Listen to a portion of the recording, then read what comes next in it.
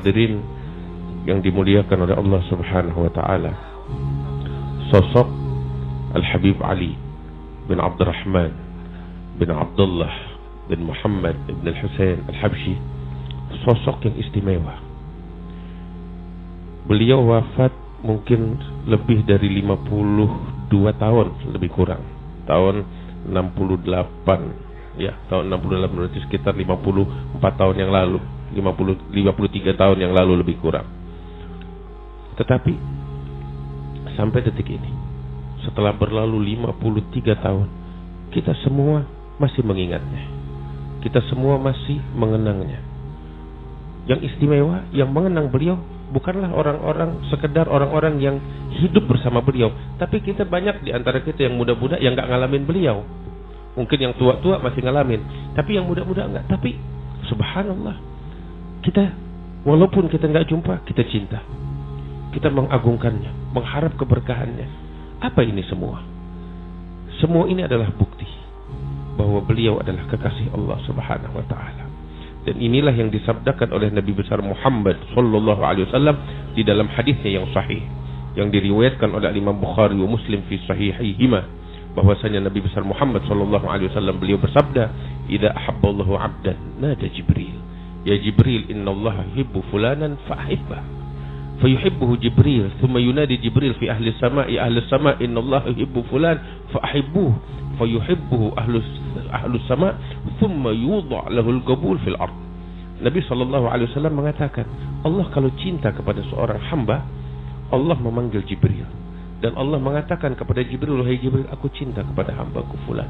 Maka engkau wahai Jibril wajib cinta kepadanya. Kemudian Jibril mencintainya, dan Jibril memanggil seluruh penduduk langit. Siapa penduduk langit? Arwah, para anbiya, para malaika, aulia, ussalihin. Dipanggil semuanya oleh Jibril. Ada apa? Pengumuman dari Allah, undang-undang dari Allah yang wajib dipatuhi. Apa itu? Jibril mengatakan, Allah cinta kepada hambanya fulan bin fulan, kalian semua wajib cinta kepadanya. Maka semua penduduk langit mencintainya. Kemudian setelah itu yudha' lahul qabul fil ard, di muka bumi diterima sosok ini. Kita lihat, beliau telah wafat sekitar 53 tahun yang lalu, tapi kecintaan masih tetap tertanam di dalam hati. Enggak kurang sama sekali bukti bahwasanya Allah Subhanahu wa taala mencintainya. Kok bisa sih Allah mencintai sosok manusia yang istimewa ini? Tahu kenapa?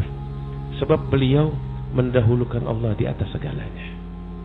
Al-Habib Abdullah bin Ali Al-Haddad mengatakan tentang sosok semacam ini, ibadun kiramun atharullaha rabbahum fa'atharahum wakhtassahum bil wilayati wa anasahum bil qurbi minhu wa bir ridha habahum wa asghahum bi ka'sil mawaddati bihim yadfa'ullahu al-balaya wa yakshifu ar-razaya wa yusdi kulla khairin wa ni'mati walau lahum bainal anami ladukdikat jibalun wa ardun lirtika bil khati'ati.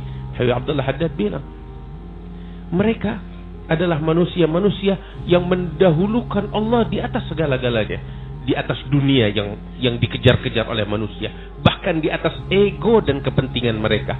Mereka gugurkan kepentingan mereka, ego mereka, nafsu mereka, ambisi mereka. Mereka gugurkan semua demi untuk Allah Subhanahu wa taala, sehingga Allah mendahulukan mereka di atas segala-galanya. Allah memprioritaskan mereka di atas segala-galanya. Dan mereka lah hamba-hamba yang dicintai oleh Allah Subhanahu wa taala.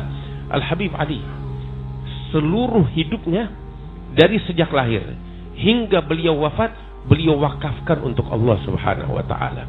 Dari sejak usia 9 tahun dikirim oleh ibunya ke Hadramaut untuk belajar.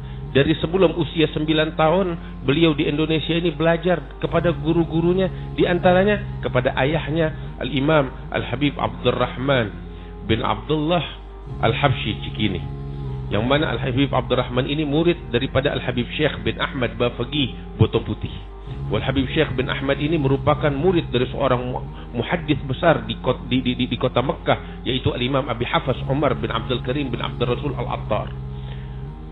Beliau Al-Habib Ali mengambil ijazah dari ayahnya, membaca kitab maulid di hadapan ayahnya, sehingga ketika ayahnya wafat, Habib Ali masih anak-anak, kemudian dikirim oleh ibunya ke negeri Hadramaut di usia sekitar 9 tahun, sangat muda.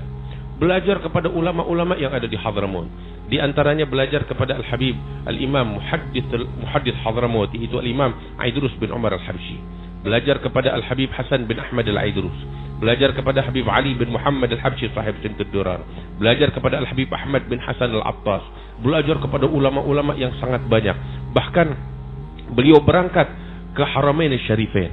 Beliau belajar kepada ulama-ulama yang ada di Haramain. Di antaranya beliau belajar kepada Imam Muhammad Sa'id bin Muhammad bin Salim Babusail, Umar bin Abi Bakar Bajunaid. Beliau belajar lagi kepada Al-Imam Al-Azab, anak daripada penulis Maulid Al-Azab, Muhammad bin Muhammad Al-Azab, mendapatkan ijazah dari putranya bersambung kepada ayahnya. Maka itu Al-Habib Ali selalu membaca Maulid Al-Azab karena mendapatkan ijazah langsung dari putra penulis daripada Maulid Al-Azab tersebut.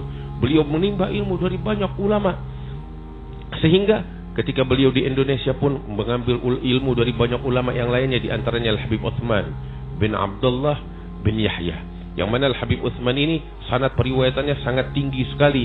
Beliau mengambil dari kakeknya, dari ibunya, yaitu Al-Imam Abdurrahman bin Ahmad Al-Misri, yang bersambung beliau belajar kepada Imam Muhammad bin Muhammad Murtada Az-Zabidi, pengarang kitab syarah Ihya Ulumuddin Ithaf Sadatul Muttaqin, dan banyak lagi.